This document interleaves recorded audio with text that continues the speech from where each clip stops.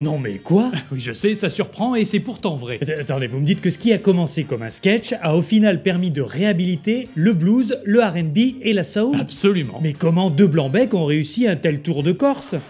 De quoi, c'est pas ça? Relisez vos notes. Ah oui, mais comment deux blancs-becs ont réussi un tel tour de force? Eh bien, figurez-vous que ça n'a pas été simple et vous allez voir que ce tandem est non seulement légendaire, Un peu comme nous. ouais, et surtout que leur histoire de cinéma a carrément sauvé, ou tout du moins revalorisé, tout un pan de la musique américaine. Et ça valait bien un petit dossier sur le sujet.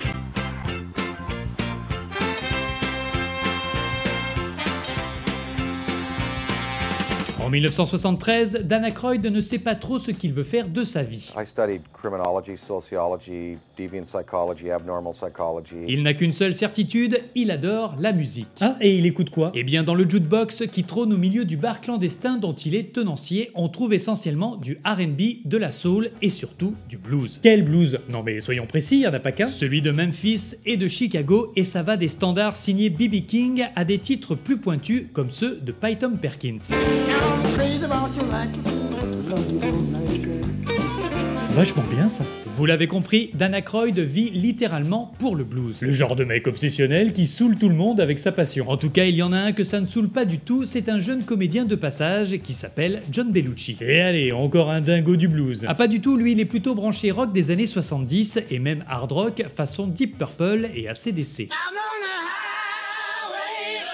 Mais comme Dan Aykroyd et lui deviennent de super grands copains, Belushi se met lui aussi à écouter du blues. c'est ça, et vu que Belushi ne fait jamais les choses à moitié, il remplit très vite son appartement de centaines, voire de milliers d'albums de blues. Et voilà comment ces deux-là ont eu l'idée de créer les Blues Brothers. Allez, fin de la vidéo. Alors oui et non. Oui et non, ça veut dire quoi ça? Et bien d'abord, au printemps 1975, Aykroyd et Belushi partent à New York rejoindre la troupe d'une toute nouvelle émission à sketch qui deviendra culte, le Saturday Night Live. Live from New York, it's Saturday night. Et parmi les numéros qu'ils proposent, il y a l'interprétation d'un morceau de blues. Bon, c'est pas très marrant comme numéro. C'est aussi l'avis du créateur de l'émission, Lord Michaels, qui accepte toutefois de les laisser faire à condition qu'ils se déguisent en abeilles.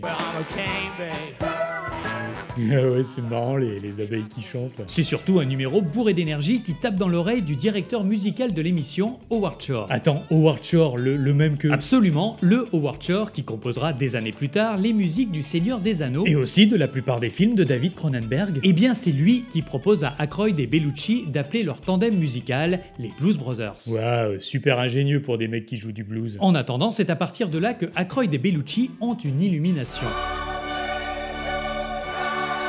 Ils imaginent leur alter ego, Jack et Elwood Blues, deux frères habillés à la manière de Curtis Salgado.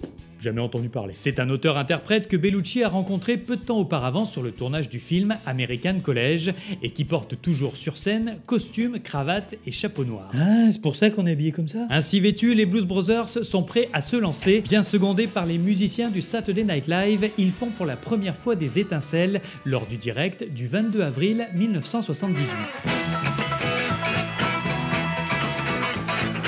Steve Martin, qui anime l'émission, est littéralement scotché par leur performance. Et comme il donne bientôt une série de concerts... Attends, lui aussi, c'est un comique qui chante? Oui, et il joue même du banjo. Quel talent. Eh bien, Stevie leur propose d'assurer la première partie de ses concerts à Los Angeles. Une sacrée opportunité, sauf qu'il y a un petit problème. Ah mince, ils sont pas dispo. Non, ils n'ont juste pas de musiciens pour les accompagner. Bah, et ceux de l'émission rigolote là? Impossible, la plupart sont réquisitionnés tous les soirs en direct. Mais Paul Schaeffer, le leader du Saturday Night Live Band, Pas facile à dire. dresse tout de même une liste de musiciens de blues très talentueux. Et donc sans doute très demandé et très difficile à recruter. C'est vrai, sauf qu'ils sont tous tellement emballés par le délire des Blues Brothers qu'ils acceptent tous de s'envoler pour Los Angeles. Et c'est à ce moment-là que tout prend une autre tournure. Bah déjà en Californie, il y a du soleil. Et puis surtout, entre le savoir-faire de ces musiciens d'exception et le sens du spectacle des Blues Brothers, c'est le carton assuré. À tel point que la maison de disques Atlantic Records leur propose de tirer un album live de leur première partie donnée pour les concerts de Steve Martin. Et on propose rien au pauvre Stevie. Enfin, il a dû l'avoir mauvaise. Briefcase Full of Blues sort en 1978 et à la surprise générale, l'album s'empare de la tête des charts US et devient double disque de platine. Tout ça avec des reprises de vieux morceaux de blues en pleine période disco. En effet, et c'est bien pour ça que Belushi se dit que le blues a encore son public. Alors entre le succès de l'album qu'ils ont d'ailleurs dédié à Curtis Salgado cadeau. Le type en costume noir, ça y est, j'ai la ref. Mais aussi grâce au carton au box-office du film American College, la comédie la plus rentable de son époque, rien que ça. Et bien l'idée de porter à l'écran les aventures des Blues Brothers devient une évidence. Et comme Bellucci semble transformer en or tout ce qu'il touche, Paramount et Universal veulent tous les deux en assurer la production. Même si aucun des deux studios n'a encore la moindre idée de ce dont va parler le film. Don Simpson, une pointure chez Paramount, fait un pont d'or à Bellucci, mais celui-ci préfère faire affaire avec Sean Daniels, un jeune cadre relativement novice chez Universal, mais qui bossait sur American College et avec qui Bellucci s'entendait très bien. Et il y a toujours pas de scénario. Alors oui et non. Oh, encore oui et non, ça veut rien dire. Disons que Dan Aykroyd, qui n'a jamais écrit un script de sa vie, a pondu plus de 300 pages qui partent un peu dans tous les sens, si vous voyez ce que je veux dire. Oui et non. Intitulé Le Retour des Blues Brothers, le pavé contient certes quelques bonnes idées, mais aussi et surtout des tonnes d'explications sur la récidive et le catholicisme. I might as well get all of the knowledge that I have about the Blues Brothers, all of the conceptions, John's input, my input, and put it all in one volume. Ouais, bon bref, c'est indigeste et ça a dû complètement bloquer la prod. Pas du tout, le tournage reste prévu 2 mois plus tard. Bellucci rameute même John Landis à la mise en scène, le réalisateur d'American College. Non mais c'est un blockbuster qui est prévu ou un film de potes? Un peu les deux visiblement, et tout ça avec la bénédiction du grand patron d'Universal, Lou Wasserman, qui confie sans inquiétude les 300 pages écrites par Dan Aykroyd à John Landis pour qu'il refaçonne le tout vite fait bien fait. There's no way to shoot this. It was pretty incoherent. It was big. 300 pages à refaçonner? Bah il y en a pour des mois. Aujourd'hui probablement, mais à l'époque il faut seulement 3 semaines à John Landis pour boucler un scénario qui tienne la route.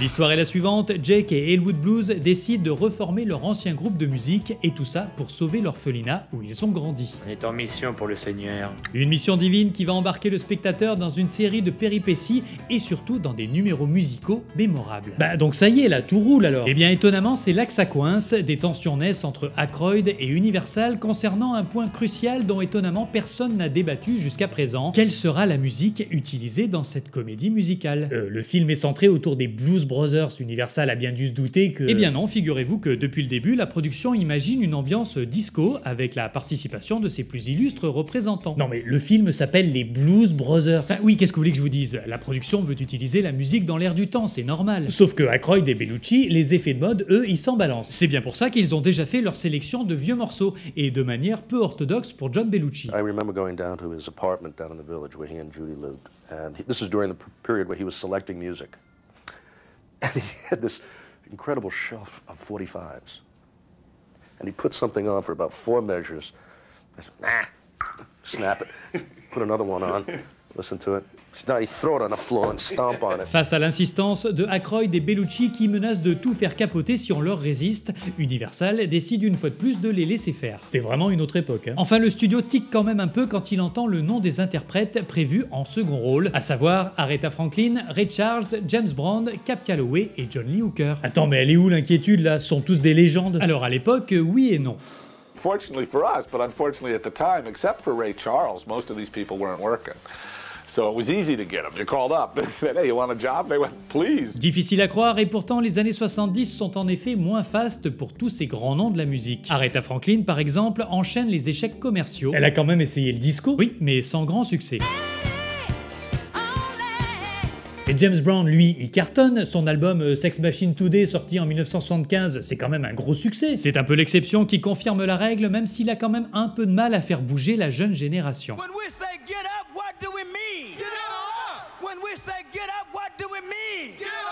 Mais hormis l'album Sex Machine, ses autres productions funky du moment ont bien du mal à faire recette. Tu m'étonnes que ces icônes aient vu les Blues Brothers comme des sauveurs. Oui, enfin, ça ne les a pas empêchés d'émettre quelques réserves. Ah, parce qu'en plus, ils jouent les divas. Bon, dans un premier temps, on les comprend, ils se demandent un peu comment ces deux rigolos vont dépeindre la musique afro-américaine. Mais très vite, ils comprennent leur démarche passionnée et voient surtout à quel point le film va ramener sur le devant de la scène le blues, la soul et le R&B. Donc là, c'est bon, c'est parti pour le show. Oui, mais non sans mal. Déjà, Aretha Franklin veut changer sa chanson, elle préfère interpréter Respect plutôt que Think.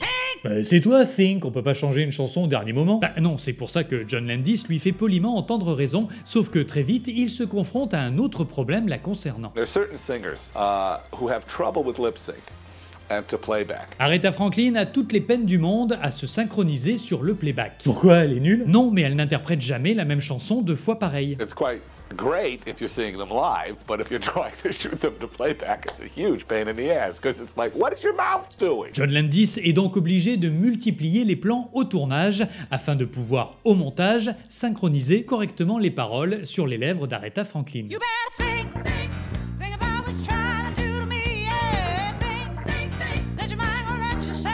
Alors pour John Lee Hooker et surtout pour James Brown, John Landis abandonne tout bonnement l'idée du playback. La synchro labiale, avec eux, c'est juste impossible.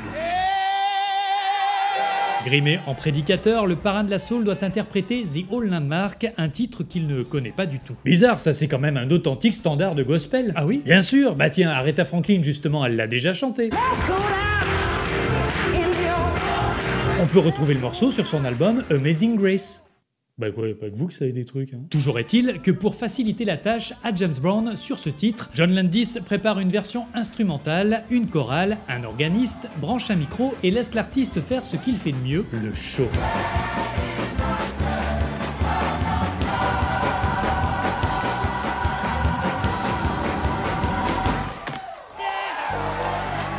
Pour le grand Cab Calloway, le problème ne vient pas du playback, ni même du choix de la chanson. Bah quoi alors, il aime pas la cantine? Non, il n'aime pas l'orchestration de son célèbre titre Minnie the Moocher. Hey, vous connaissez Minnie la grand-père? On y va! Quand il arrive en studio à Chicago et qu'il entend l'instrumental old school très big band jazzy, il se plaint direct à John Landis. Bah il s'attendait à quoi? À une version disco? Vous ne croyez pas si bien dire, car figurez-vous qu'il venait justement d'en faire une. Hein? Hey, folks, here's the story about Minnie the Moocher. C'est une cata? En tout cas, c'est cette version que Cab Calloway veut chanter. Heureusement, John Landis use de toute sa diplomatie, une fois encore, pour le convaincre d'enregistrer le morceau à l'ancienne, comme dans les années 30.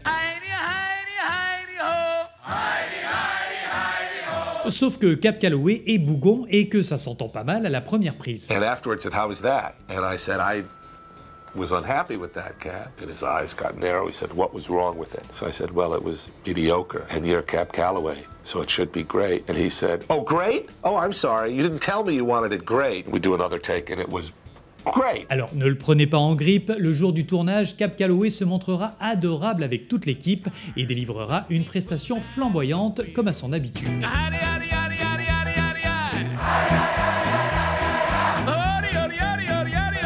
Malgré les incroyables performances musicales et le rôle majeur qu'elles occupent dans le film, MCA, la branche musicale d'Universal, ne se montre pas du tout intéressée pour les éditer en disque vinyle. Et ils ont dû penser que ces artistes étaient trop ringards et qu'ils ne vendraient pas. Eh bien mal leur en a pris puisqu'Atlantic Records, qui récupère les droits d'exploitation, compile tout ça dans une bande originale qui sort en même temps que le film et qui, comme lui, connaît un succès fulgurant. Et alors ils sont où là ceux qui pensaient que le blues, la soul et le R&B c'était fini?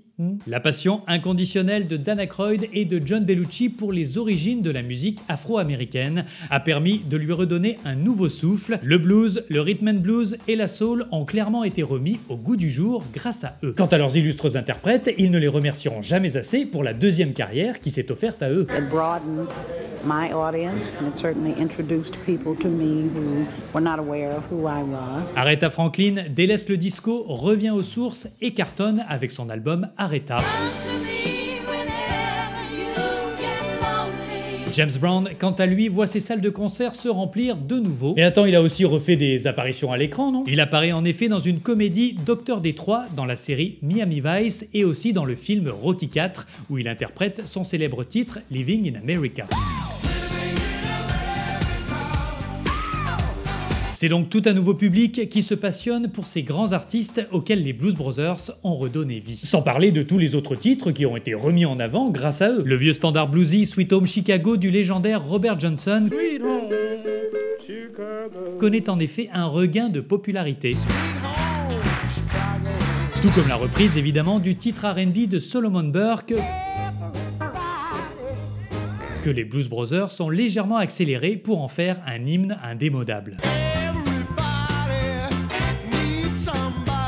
En mission pour le Seigneur, les Blues Brothers ont donc bel et bien mené une croisade qui a sauvé tout un pan de la musique américaine. Un petit miracle qui sera même salué par le Vatican. Me dis pas que ces deux loustiques ont été sanctifiés. Pas exactement, mais pas loin, le 19 juin 2010, le Saint-Siège a officiellement reconnu le caractère divin de la mission de Jake et Elwood Blues. Pas mal quand on sait que le blues avait la réputation d'être la musique du diable.